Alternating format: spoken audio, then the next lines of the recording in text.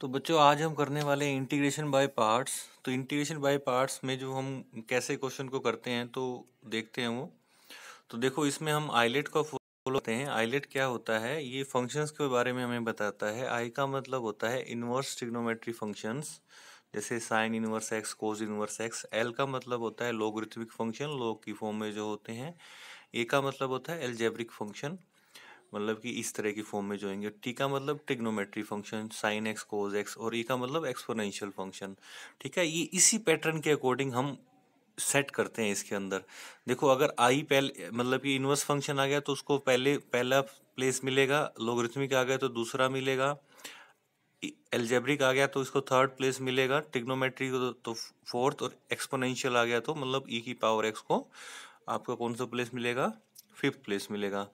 मतलब कि इसको सोल्व कैसे किया जाता है वो देखते हैं। सोल्व करने के लिए हमारा ये फॉर्मूला होता है, ये पहला फंक्शन है u, v दूसरा फंक्शन है। तो पहला फंक्शन ऐसे कैसे, दूसरे का इंटीग्रेशन माइनस में इंटीग्रेशन पूरे का, पहले का डेरिवेटिव इनटू में v का इंटीग्रेशन, और जो पूरी वैल्यू आएगी उसका क्या होएगा, इंटीग्रेशन होएगा। ठीक है, तो आगे हम क्वेश्चन देखते हैं, इसके एग्जांपल हैं ये।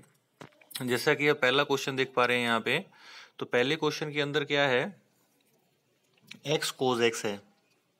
तो आइलेट के according algebraic I L L A, algebraic पहले आता है ना, तो यू आपका हो गया एक्स, और ट्रिग्नोमेट्री बाद में आएगा तो ये होगा सेकंड फंक्शन। तो पहला ऐसे कैसे, दूसरे का इंटीग्रेशन, माइनस का साइन, पहले का डेरिवेटिव दूसरे का इंटीग्रेशन। तो जो इसको हमने सोल्व कर दिया, डेरिवेटिव करने के बाद आपका फाइनल आंसर आ गया ये। ठीक है, ये आपका आंसर आ गया। दूसरा पार्ट देखते हैं, एक्स स्क्वायर इंटू में ई की पावर एक्स। ठीक है, तो इसमें भी आइलेट लगाएंगे जब हम, तो पहला फंक्शन तो हमारा एक्स स्क्वायर ही बनेगा आइलेट के अकॉर्डिंग, दूसरा बनेगा हमारा ई की पावर एक्स, क्योंकि ये लास्ट में आता है। तो इसके ऊपर हमने अप्लाई कर दिया, सेम फॉर्मूला अप्लाई करा। सोल्व करने के बाद आपका ये आया 2x इंटू ई की पावर एक्स, लेकिन ये अभी भी सोल्व नहीं हुआ, तो इसके ऊपर दोबारा से आइलेट यहाँ पे हमने अप्लाई कर दिया। ठीक है, तो इसको सोल्व करने के बाद ये आया ई की पावर एक्स का इंटीग्रेशन ई की पावर एक्स होता है। अब मान लो जैसे log x है, अभी तक क्या प्रॉब्लम थी कि अगर मान लो log x होता था तो log x का, खाली log x का इंटीग्रेशन कैसे होएगा।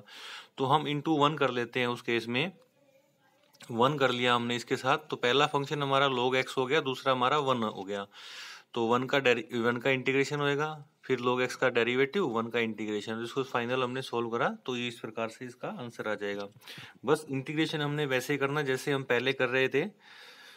ठीक है, तो बाकी के क्वेश्चन हम नेक्स्ट क्लास में करेंगे।